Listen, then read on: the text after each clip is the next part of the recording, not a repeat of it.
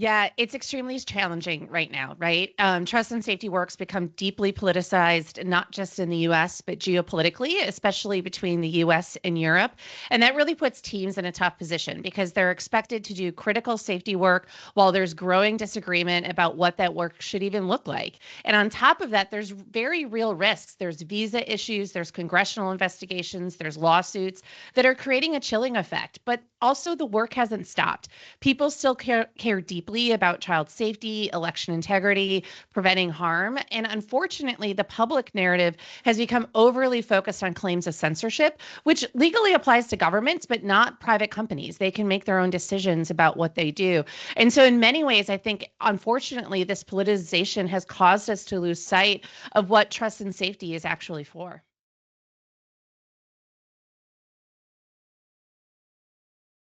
It's made an already difficult job even harder. These teams are still doing the same high stakes, emotionally demanding work, but now they're doing it knowing they could be publicly attacked, doxxed, or hauled in front of Congress for decisions that upset someone. And there's an added layer of constant scrutiny and fear that didn't exist before. And that really creates distractions and stress, and it pulls focus away from improving systems and protecting users, which is what their job is really supposed to be about.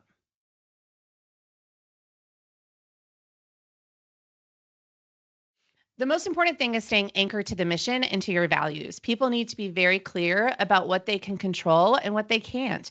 And also strongly believe leaders need support structures, people whose job it is to think about the politics, the communications, and external pressures. That was one of my jobs that I had at Facebook, so that trust and safety teams can focus on the work itself. The politics are unavoidable and you need to be able to deal with them, but teams still get to choose how much they let that noise derail their core responsibilities. And so I think it's important to have the conversations about what is happening, understanding who is going to focus on it, how you're going to deal with it, and how can you make sure that you give the people who need to be doing this work the space and time to do it without having to constantly worry what's happening on the outside.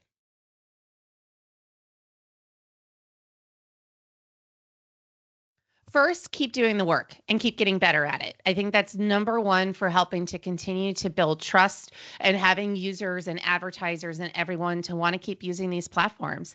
Second, as an industry and as a profession of trust and safety, we need to do a much better job of explaining what trust and safety actually does. Right now, the loud political narratives, again, are painting these folks as censors while ignoring the reality that they're also the ones keeping kids safe and responding to real harm.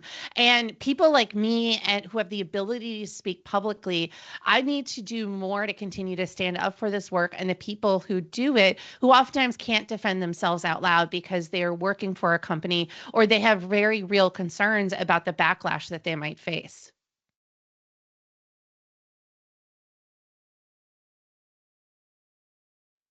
Honestly, seeing people in person.